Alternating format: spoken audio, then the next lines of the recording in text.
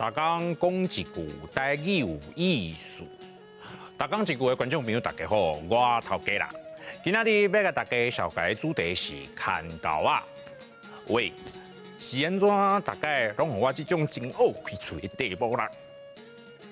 牵狗仔汉字写作牵狗仔，罗马字写作可安牵戈敖狗啊，牵第一条。狗第5条，鸭第2条。头家我社会走总几十档，人情世事看透透，有啥人比我较敖牵狗？喂，我是讲吼，伫中央牵线，小解买卖双方熟悉的人啦。牵狗仔的人嘛叫做中人。现代社会商业发展，上接拄到的中人是做土地甲厝的买卖。中人用因的人面甲口才，甲有需要的两边牵做伙，若是生理有成，就会使赚到中人钱。牵狗仔通常是个人的行为，以早嘛叫做艺人，也是艺婆。不过因为英国的资讯无遐尼发展，艺人定定会甲人骗、甲人拐，名声尾啊煞拢拍歹去。即马网络时代，各大家的教育水准拢提悬。中人已经是一种专业，靠因的人脉会当促成经济交易。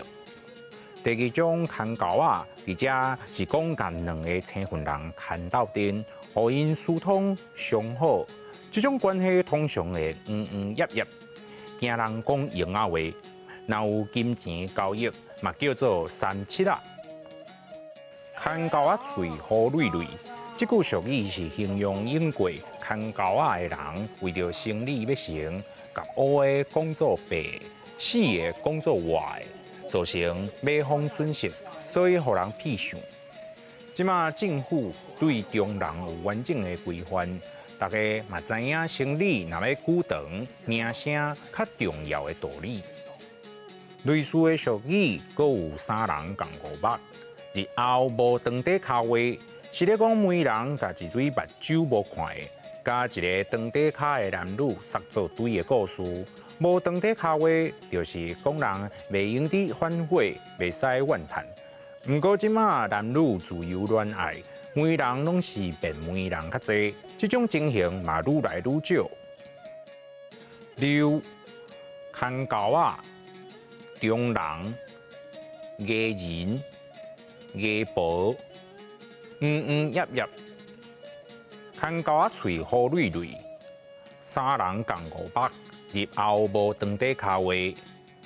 牵狗仔较接互人负面的印象，所以咱伫即卖的生理场拢用中人这个词，安尼较袂产生误会哦。